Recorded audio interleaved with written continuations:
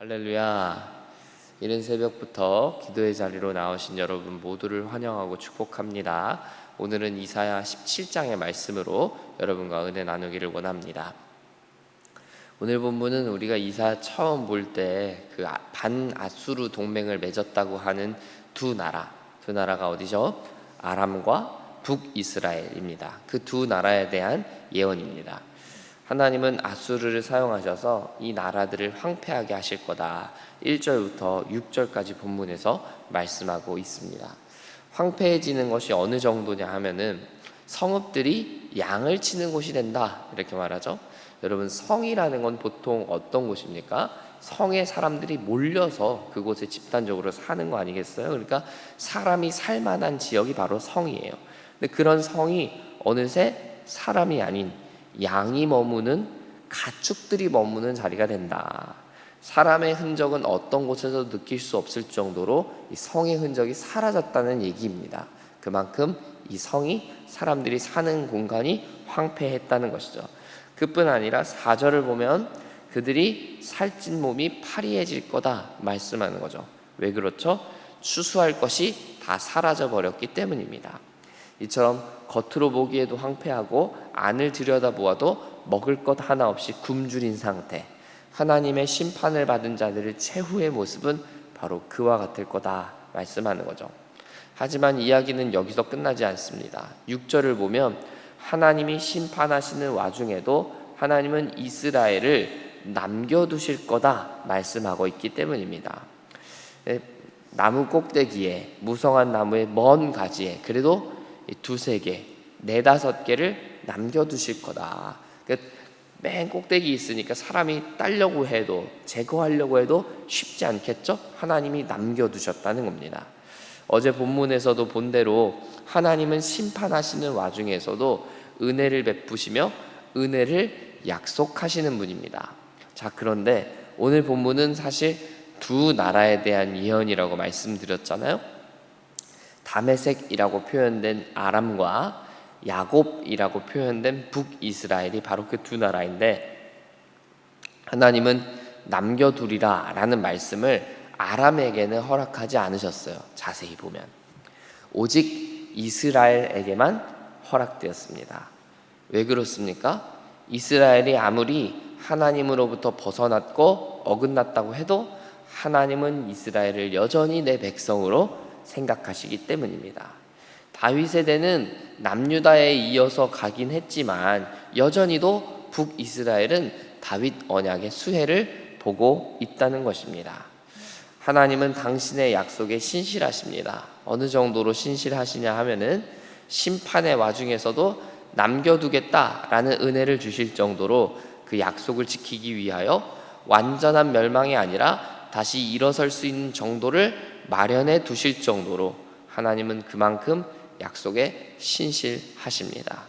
바로 북이스라엘이 하나님의 언약 밖으로 뛰쳐나가 행동해왔고 하고 있다 할지라도 하나님은 너는 여전히 내 자녀다, 여전히 너는 나의 소유다, 내가 너를 사랑하기로 작정하고 약속했다 말씀하시는 것과 같다는 거죠. 사랑하는 여러분, 성경을 통하여 또 예수님을 통하여 이 놀라우신 은혜는 우리에게도, 오늘을 사는 우리에게도 임한 줄 믿습니다. 우리는 다 죄인들이라서 하나님 앞에 거룩함을 입었다가도 또 죄의 길을 가기를 즐거워합니다. 그렇게 혼나기 딱 좋은, 심판받기 딱 좋은 우리임에도 불구하고 우리는 오늘의 말씀을 통하여 소망을 발견하게 됩니다. 하나님이 때로 우리를 책망하실 때에도, 질책하실 때에도 우리에게는 여전히 하나님의 남겨두시는 은혜가 남아있기 때문입니다. 그래서 우리는 어떠한 상황에도 좌절하지 않고 절망의 자리에서도 다시 일어설 수 있는 것입니다.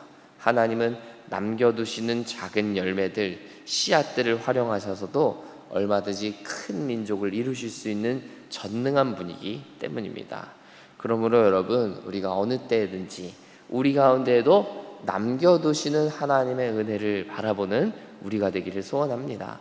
우리가 다른 곳에 소망을 둘 것이 아니라 오직 하나님께만 소망을 두고 우리를 살리시며 우리를 사랑하시며 우리에게 하셨던 그 약속을 신실하게 지키시는 분, 우리를 향하신 내가 너의 아버지다 라는 약속을 끝까지 지키시는 그분께만 우리가 오늘도 소망을 두는 오늘 하루가 되기를 간절히 소망합니다. 우리는 다 심판받기를 즐거워하지 않고 하나님의 책망과 질책을 듣고 싶지 않죠. 우리뿐만 아니라 세상 그 누가 혼나는 게 좋겠습니까? 그러나 혼나고 심판받는 일에도 단점만 있는 건 아닙니다. 장점도 있어요. 그 장점이 무엇인 거냐 하면 분별력을 갖게 된다는 겁니다. 여러분 오늘 본문 7절과 8절을 한번 읽어보겠습니다. 7절과 8절 17장 7절 8절 우리 한 목소리로 천천히 읽어보겠습니다. 시작. 그날에 사람이 자기를 지으신 이를 바라보겠으며 그의 눈이 이스라엘의 거룩하신 이를 뵙겠고 자기 손으로 만든 제단을 바라보지 아니하며 자기 손가락으로 지은 아세라나 태양상을 보지 아니할 것이며 아멘. 이 심판을 바라본 후로 이 심판을 받은 후로 이스라엘의 백성이 달라지죠. 이전까지는 자기 손으로 만든 제단을 바라봤습니다. 즉 우상을 바라봤다는 거예요. 우상을 동경하고 우상을 의지하고 우상들을 사랑했다는 거예요. 하지만 이제는 7절 말씀처럼 자기를 지으신 하나님을 보게 된다는 겁니다. 내가 만든 신을 보는 게 아니라 나를 만드신 하나님을 보게 된다는 거죠. 분별력이 생기게 되는 겁니다. 깨닫게 되는 겁니다. 내가 바라보고 의지해왔던 게 이게 우상이었구나 깨닫게 되는 거죠. 내가 바라봐 왔던 거는 절대 하나님이 아니었구나, 나를 구원해 줄 수 없는 것들이었구나 깨닫게 되는 분별력이 생긴 것입니다. 이처럼 심판을 통해서 깨우치고 배워가는 게 있는 겁니다. 이전까지 살아왔던 삶을 다시 볼 때 무엇이 옳고 그른지를 분별할 수 있게 되고 그로 인하여 바른 길을 갈 수 있게 되는 것이죠. 하나님께서 우리에게도 이와 같은 분별력을 주실 줄 믿습니다. 우리 눈에 보이는 것들, 우리가 보기에 군침이 흐를 만한 것들을 결국 사람이 만드는 것임을 기억해야 합니다. 우리는 분별해야 됩니다. 우리를 만드신 분을 섬길 것인지 아니면 내가 만든 것들을 섬길 것인지. 여러분 이 질문이 우리한테는 너무나 당연해 보이고 뻔한 질문처럼 보이지만 세상에서는 이 질문의 답을 그렇게 쉽게 하지 못합니다. 여전히도 내가 만든 것들, 이 세상에서 만들어낸 것들을 사랑하고 품고 싶어 하기 때문입니다. 그런 모습이 오늘 본문 10절에도 나오죠. 하나님을 잊어버리고 하나님을 마음에 두지 않고 이방의 나뭇가지를 이종했다. 즉 하나님의 말씀대로 살지 않고 말씀대로 순종하여 살지 않고 죄다 세상의 것들을 가지고 들여와서 세상에서 좋아 보이고 유익될 만한 거, 편해 보이는 거, 안정되어 보이는 거, 그 모든 것들을 갖고 들어와서 옮겨 심었다는 거예요. 그거를 오히려 하나님보다 더 열심히 섬겼다는 거예요. 그래서 하나님까지도 버렸다는 것입니다. 사랑하는 여러분, 우리는 끊임없는 이방 심판 예언을 통해서 심판의 결과물을 보고 있어요. 황폐해지고 잃어버리고 없어지고 망가지고 굶주리고 서로 죽고 죽이는 모습. 여러분 이 결과물들의 핵심 원인이 무엇입니까? 결국 하나님을 버렸다는 게 원인이에요. 하나님을 버리고 하나님을 떠나고 하나님을 잊어버렸다는 게 원인입니다. 그리고 우상을 더 쫓아가고 믿었다는 것이죠. 여러분 우리의 삶은 어떻습니까? 우리의 마음 안에는 무엇이 있습니까? 저는 이 아침에 우리의 마음을 하나님 앞에 투명하게 드러내놓기를 원합니다. 날마다 차오르는 나의 욕심, 나의 교만함, 하나님보다 앞서는 나의 의지와 의욕, 이 모든 것들을 다 하나님 앞에 내어놓고 하나님의 영으로 충만하게 채우기를 원합니다. 우리의 삶이 아무리 선한 의도로 시작된 것이라 할지라도 하나님을 잊어버리고 하나님의 뜻을 망각한 열심은 다 죄로 연결되게 돼 있어요. 아무리 선한 꿈을 꾸고 하나님의 영광을 위한다고 하여도 매일 매순간 하나님의 자리를 의식하지 않으면 우리는 나쁜 길로 빠지게 되어 있습니다. 그러므로 매일매일 우리가 하나님 앞에 서는 훈련, 기도의 훈련이 필요해요. 하나님 앞에 우리의 삶의 모든 것을 드리는, 하나님이 나의 삶을 고쳐주시는 그 훈련과 과정이 반드시 필요하다는 겁니다. 새벽을 깨우는 사랑하는 여러분, 우리는 오직 하나님만 바라보기를 원합니다. 하나님만 사랑하기를 원합니다. 하나님의 은혜만이 우리의 살 길임을 생각하면서 나의 어떠함을 자랑하거나 자존심 부리거나 뽐내지 맙시다. 그저 주님 앞에 더욱더욱 겸손한 모습으로 섭시다. 하나님만이 우리의 소망이요, 하나님만이 우리의 자랑 되시기 때문입니다.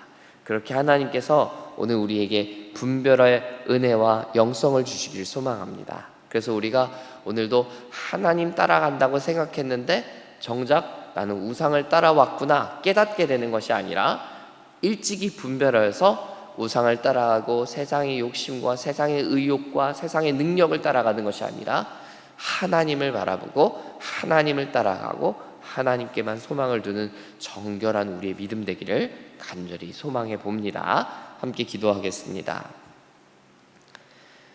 하나님 아버지, 우리에게 하나님과 헛된 우상들을 분별할 수 있는 분별력과 지혜와 명철을 더하여 주시기를 원합니다.